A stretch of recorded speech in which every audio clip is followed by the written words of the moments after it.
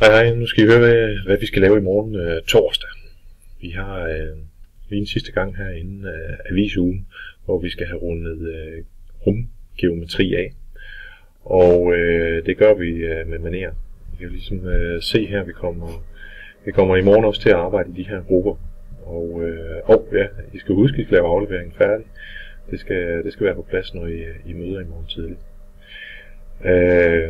Det I så skal, når I møder i morgen tidligt, det er, at I skal herover. Gruppe 1, Anna, Rasmus, Katrine og Simon. Jamen, I har fået jeres egen lille faneblad her. Redegørelse i rumgeometri. Gruppe 1. I skal lige have skrevet jeres navne ind her. Og så skal I faktisk til at lave en redegørelse.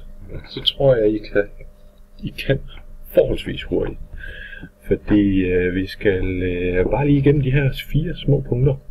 Vi skal have lavet en problemstilling. Og problemstillingen, den tager udgangspunkt i en konkret ting. Og vi kan godt lege lidt med tanken stadigvæk, at vi er ved at lave de grønne områder derude. Men vi skal have lavet fliseareal. Og vi har fundet nogle fantastisk smukke fliser her. På den blå avis, der er 50-60 kvadratmeter. Og bredden er 30. Det tror jeg passer med den lineal, der er her. 30 cm derfra og dertil. Så synes jeg ikke rigtigt, at det egentlig giver mening at kalde noget for længden her, fordi vi må gå ud fra, at det her det er sådan en regulær sekskant. Og når I nu ved, at der er 30 cm derfra og dertil, så kan I også godt finde ud af, hvor stor den er. Det der bare er problemet, det er, at vi skal også have kørt her hjem på skolen. Og der har vi altså en trailer med en lastevægt på 325 kilo. Og hvor mange gange må vi så skal køre? Der står ikke lige på tyk de her fliser er, men jeg ved at sådan nogle fliser typisk er 5 cm tykke.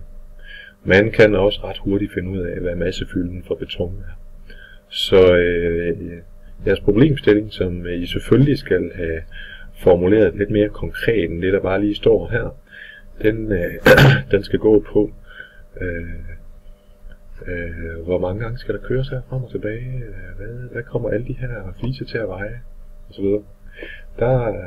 I ved, I skal omkring et teoriafsnit, så en i gruppen samler nogle eksempler og nogle formler, og der skal være noget med rumfang, der skal være noget med noget massefylde. Og der putter I nogle billeder ind og skrift ind herovre. I skal selvfølgelig også løbende lave den her med kilder og arbejdsredskaber. Jeg burde måske have skrevet den blå avis på, og hvor jeg har taget det her klip fra. Det kan jeg måske lige gøre her lidt senere. Og så skal I selvfølgelig svare på problemstillingen. Og hvis I nu gør det her rigtig, rigtig godt i morgen, jamen så har jeg en forrygende overraskelse til jer de sidste 20 minutter. Så den kan I godt allerede begynde at glæde jer til. Jeg håber, I er friske på opgaven. Vi ses i morgen torsdag.